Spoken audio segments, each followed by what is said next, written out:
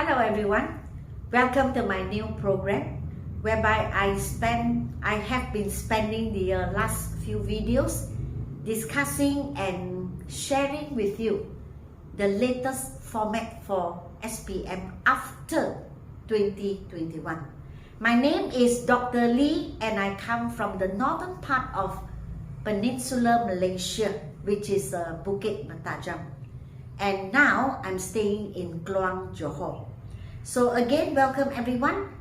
To those of you who are concerned about your SPM, about your English paper. In fact, I have been discussing with you. I've been uploading videos on 3 subjects.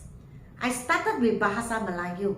I have 4 videos on that because I discussed every paper in detail. Paper 1, paper 2, paper 3, and paper 4.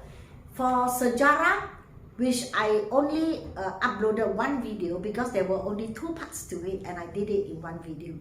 But for English this time, I will again upload 4 videos. So this is the second one. So the first one was actually on reading paper 1. And now I'm doing paper 2. So as we know, after the year 2021, we have new formats coming in.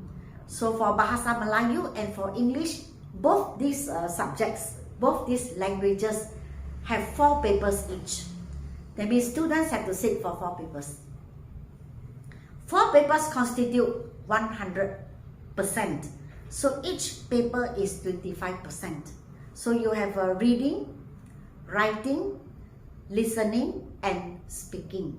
So for English, paper 1 is comprehension, or what we call reading. Paper 2 is writing. Writing means writing essays. Okay? So for paper 2, you are given 1 hour and 30 minutes, which is 90 minutes. And the full marks for paper 2 is 60 marks. So during paper 2, you are required to write every part. Every part. You have to write 1 essay. So for part 1 is called short communicative messages, writing a message. In our situation, what we can see from the format or the required format for short communicative messages is actually emails. Okay, writing emails. And I remember that paper 2 or paper 1 or paper 3, paper 4, English code is 1119 or we call it 1119.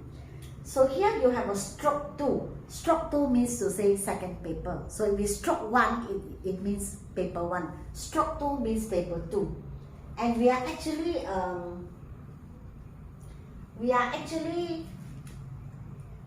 in paper 2, part 1, as I mentioned just now, is actually email. Now the importance of email, I believe we all know. Before the invention of computer in such in such an advanced stage, we used to have what we call snail mails. So it means to say the letters took a long time to arrive at the destination and it could end up in the wrong address, or people don't take it or they send it elsewhere, all kinds of problems in the past. Today we have emails, so it's much easier. We can get our messages across in a very short time, maybe 2 to 3 seconds. So for emails, we are now using emails for both formal and informal situations. To friends, to relatives, we use email. To formal situations, like when you're working in an office, nowadays we all use email. So emails can arrive fast. And emails are very, very effective ways of passing messages to other people. That is why students need to know how to write emails so that in reality, when you go out to the society later on, you will have to use emails very regularly, constantly, or in fact daily. Now, so part 1 is writing email. So you are given 1 question. Only 1 question, so you have to do that question. And that question has 20 marks. Okay, the full marks is 20 marks. And you are to write about 80 words. So that is why it's called short. That's why it's called short, about around 80 words. Okay, so you have to write an email. The question given to you, just refer to the question and write your email. It could be writing to another person, or it could be replying to another person. Depends on the questions that you are getting later on. For part 2, it's called guided writing. As the word guided, as you can see the word guided, what does it mean? When I guide you, it means I give you tips on how to do it. So guided writing actually is essay. It's writing an essay of 125 to 150 words. But the guided way means to say you are given a topic and they guide you how to write. So most likely they will give you 3 questions, like for example, an incident which I witnessed, an accident which I witnessed. So they will, they will ask you, where did it happen? You should write, where did it happen? How did it happen? And one other question could be a lesson you have learned. What lesson did you learn, for example? Or a person you love most. So the question is, who is this person? How does this person look and behave? And then maybe the last part of the question could be, what effect or what influence has this person done to you? So you just have to follow the question and write. So you follow the first question, you spend around around 50 words, for example. So there are 3 questions, you will get 150 words, because each question you can answer in about 50 words. So it's guided, it's leading you to write an essay. So it's like who, how, when, or when, where, or when, how, or which, or reasons. What are the reasons? So it's what, or it could be why, where, why, what are the effects, or what is the conclusion, or how did it happen. So questions are given. You just have to read the question and then write your essay based on that question. So you will come to 150 words for 3 paragraphs, 3 questions. For part 3, it's called extended writing. By the word extended, we understand it is long, extend. So extended writing is long essay, where you have to write 200 to 250 words, the suggestion. Okay, now there are 3 questions. You choose one. So there are 3 questions, you choose one. You don't write all the 3 questions, you only write one.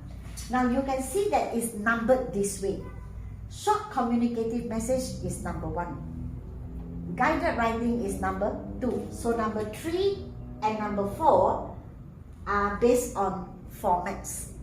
So either the question is a review, or it could be a report, or it could be an article. That means number 3 and number 4. So for number 3, maybe is a report, number 4 is an article. Or number 3 is an article, number 4 is a review, could be anything. This review is very wide, very, very wide, but it's a formatted essay. So formats, as you know, is already systemized. Okay? Review, for example, write a review on an interesting novel you have read. So first paragraph, what do?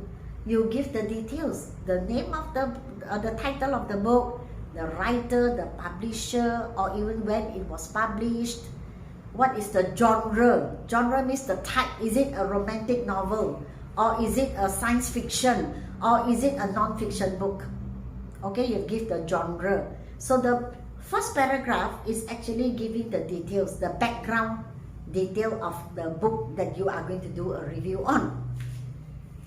Second paragraph is the synopsis. That means maybe in 10 or 12 sentences, you tell the whole story. And then the third paragraph, you start to praise, you start to compliment the book, say how good the book is, why it is so good.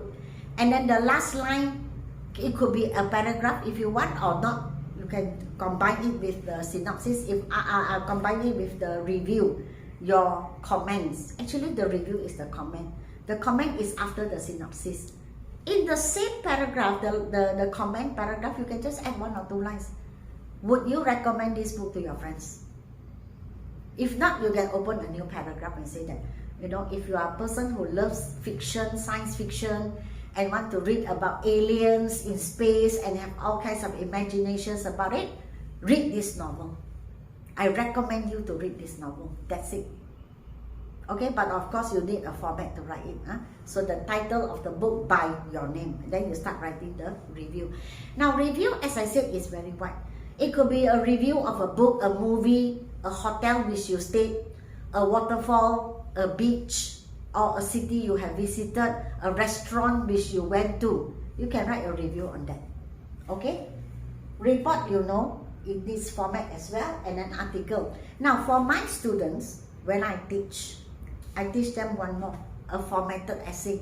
I teach them speech, how to write a speech, or you're supposed to give a talk, you write out the talk. I teach one more. Because speeches or talks are actually formatted essays as well.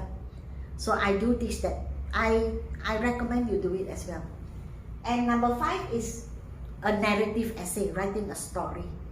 Okay, so they tell you write a story about whatever. It's just a topic given, then you're using your own imagination, your own ideas, and your own thinking. You write one essay of 200 to 250 words.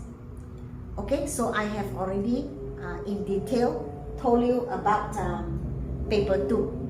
Okay, so remember that paper 2 is 60 marks and you're given 1.5 hours. 1 hour and 30 minutes, you have to write 3 essays. Okay, so the essay is from short to longer to longest. Okay, alright, these are the 3. So be fully prepared for your SPM English paper and do your best and try to get a high score.